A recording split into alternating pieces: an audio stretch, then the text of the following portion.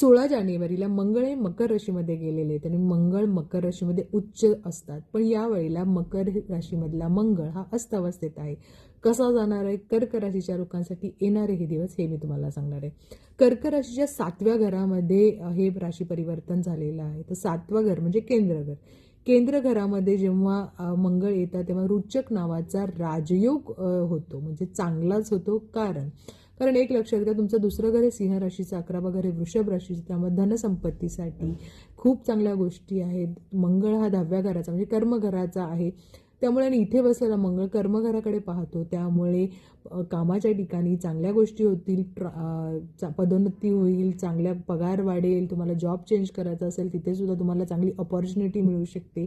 खूप चांगल्या गोष्टी होणार आहेत. पण काही गोष्टी लक्षातही ठेवायच्या आहेत. इवन काही लोकांना जर नवीन व्यवसाय सुरू करायचा आहे, नवीन गोष्टीचा निर्णय घ्यायचे असतील, त्याच्यासाठीही खूप चांगला काळ आहे.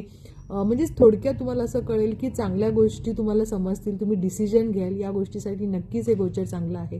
हजबंड वाईफ रिलेशनसाठी थोडंसं एक लक्षात ठेवा की काही गोष्टी रागावर नियंत्रण ठेवायचं आहे. याच्यामुळे काय होईल की रिलेशनमध्ये तुमचे क्लिअरिटी राहील. ज्यांना लग्न करायचं आहे त्यांच्यासाठी सुद्धा चांगला काळ आहे.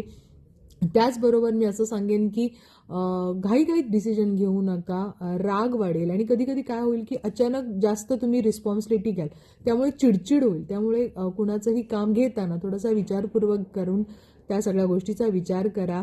स्वतःच्या तब्येतीची काळजी घ्या. सगळ्या गोष्टी नीट केल्या तर नक्कीच चांगल्या गोष्टी होतील. धनसंपत्तीसाठी तरी चांगला योग आहे.